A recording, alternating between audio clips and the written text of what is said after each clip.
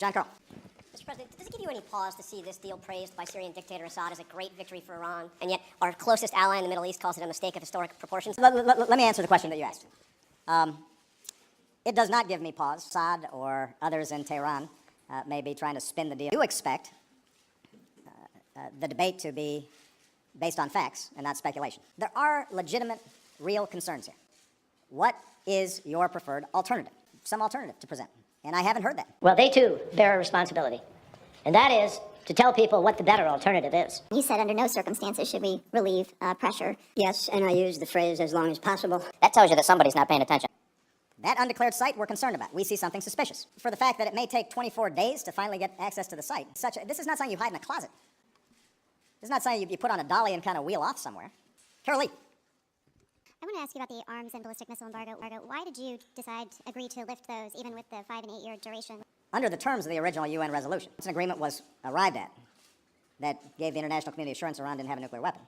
You could argue, just looking at the text, that those arms and ballistic missiles prohibitions should immediately go away. But part of the reason why we were willing to extend it only for 5, let's say, as opposed to a longer period of time, is because we have other UN resolutions. These prohibitions are not self-enforcing. It's not like the UN has the capacity to police what Iran is doing. I think my key goal when I turn over the keys to the president, the next president, we are on track to defeat ISIL, process to resolve the civil war in Syria, which is like an open sore in the region, an environment in which Sunni, Shia, and Kurd are starting to operate and function more effectively. It's not the job of the President of the United States to solve every problem in the Middle East. Provide that next president at least a foundation. We have not, and I don't anticipate any time in the near future, restored normal diplomatic relations with Iran. And so I do not foresee a formal set of agreements with Iran in terms of how we're conducting our counter-ISIL campaign. Where can we appropriately at least deconflict?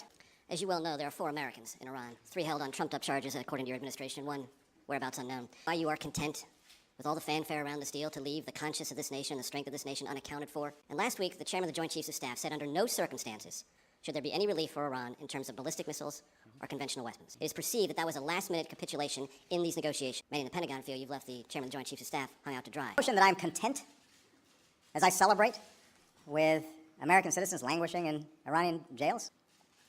Major, that's nonsense. If the question is why we did not tie the negotiations to their release, think about the logic that that creates. Iran realizes, you know what, maybe we can get additional concessions out of the Americans. With respect to the chairman's testimony, we are not taking the pressure off Iran with respect to arms and with respect to ballistic missiles. Keep in place for 5 years the arms embargo under